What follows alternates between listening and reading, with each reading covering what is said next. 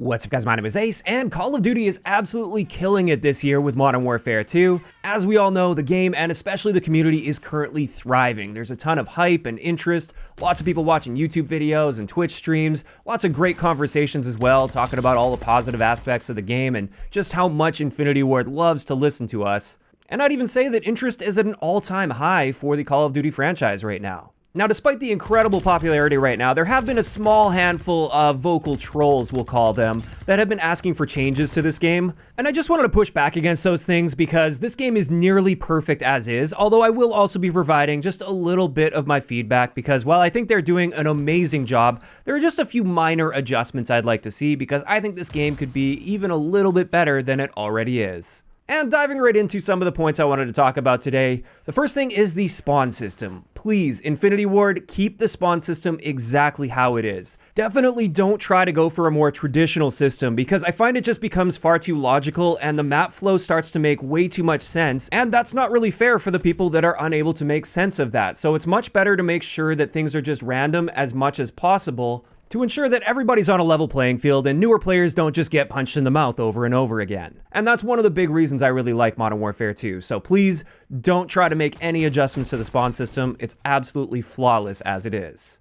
Next up, I actually have something where I feel like there is some room for improvement here, and this is with the perk charge system. Now, a little while back, they reduced the charge time, and I think that was a completely backwards decision. I think they should instead significantly increase the amount of charge time it takes to access your bonus and ultimate perks in the game. In fact, I'd go so far as to say that you should only have your ultimate perk for maybe like the last minute of the gameplay or so. Because what I found with this is the faster you go with the perk charge times, or even in the older and clearly inferior Call of Duty games where we didn't have perk charge times, there was just too much playstyle variety throughout a match. And this variety allowed people to excel in too many different ways, and I couldn't really keep track of that. So I really like the idea of having really long perk charge times so that I don't have to worry about all that variety throughout a match and all the different ways that enemies could be playing. I like it when everybody has to play in a very similar way because we're all limited to using essentially the same things. In fact, I'd even go so far as to say that maybe we should do away with the perk system entirely in Call of Duty. I mean, when it was introduced in Call of Duty 4, that was an immensely unpopular decision that really tanked that game in popularity,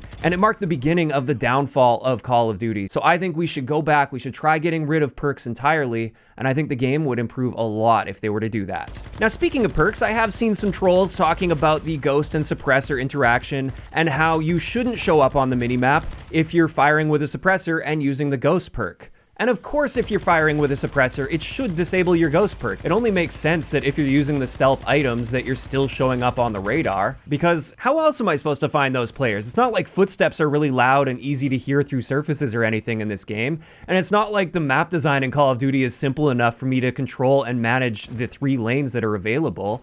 And once again, I just feel like this provides way too much playstyle variety, and it's not fair if somebody can sneak up behind me and shoot me in the back without me knowing. Next up, something that I feel like Infinity Ward did a really good job with so far, but I think there is still room for improvement. This is the amount of debris and smoke that lingers when there's an explosion on the map. In my opinion, they should increase that smoke a little bit, and they should also make it so it doesn't fade away nearly as quickly, because as it is right now, it is a little too easy to see what I'm shooting at, and I'm not a big fan of that when I'm playing a milsim like Call of Duty. On a similar note of visibility, I think flashbangs aren't lasting nearly as long as they should be in a game because in real life, if a flashbang goes off next to you, you are going to be disoriented for a lot longer than just 3 or 4 seconds. And it's not fair that they don't give me enough time to blind that player properly and push them without having to use the brain-dead sprint button in the game. Especially with the people that are using Battle Hardened, which shouldn't exist as a perk to begin with, but at the very least, I feel like they should nerf it because it's just too powerful in its current state. And speaking of nerfs, there's another aspect of the game that I feel like could use a further nerf, even though they have nerfed this more than ever before in the Call of Duty franchise.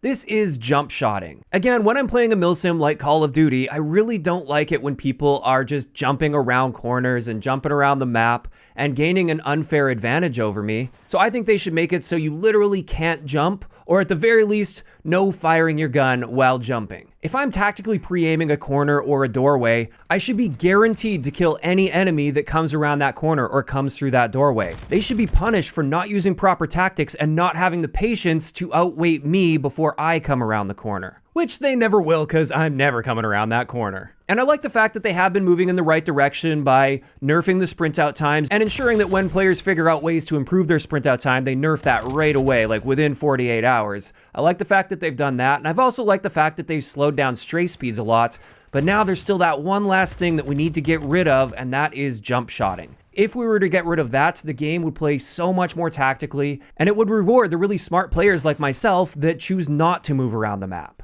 Now finally, there's one element I wanted to address here before we wrap up this video that trolls have been asking for, and this is the return of persistent lobbies, where they just stick together game after game. You can play with the same group of people over and over on the same connection experience. And when it comes to this, please, Infinity Ward, don't change anything. Make sure lobbies are consistently disbanding with no player choice involved, because as it was before when we had those persistent lobbies, it was really difficult and frustrating to have to hit those 3 buttons to manually leave a lobby. So I'm glad that they've finally taken that choice away from the player and just done that automatically for us. Previously, with those persistent lobbies, I was just finding game after game was way too consistent.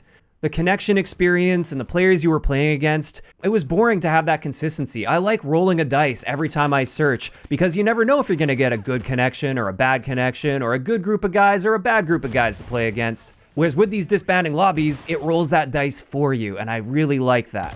Additionally, another big upside for this is I was finding with persistent lobbies in the past, enemies were adapting to my playstyle way too effectively, and I really didn't like the fact that they were able to do that across multiple games. I feel like if I beat you once, you shouldn't have the ability to have a rematch against me. That's just not fair. Another thing I've noticed with this, especially in Modern Warfare 2, is this really significantly increases the amount of time that you're in menus between games because it has to matchmake you into a different lobby, and this gives you enough time to practice the mini game of using the UI.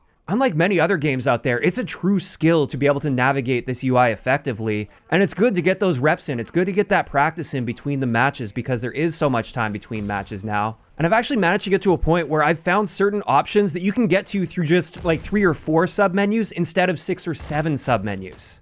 And if we would have had those persistent lobbies from the past, I wouldn't have had nearly as much time to learn and master the UI in this game. So I'm really grateful that they always disband the matches and will take sometimes several minutes to get me into another match.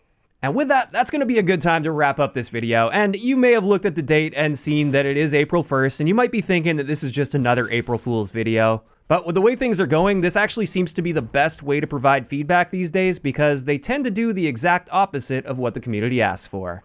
So this is where I'm curious to hear from you guys in the comment section below. What types of things do you definitely not want Infinity Ward to change with Modern Warfare 2 going forward? If you enjoyed the video, a like rating is always appreciated, and don't forget to subscribe for more if you haven't already. I'll talk to you guys next time.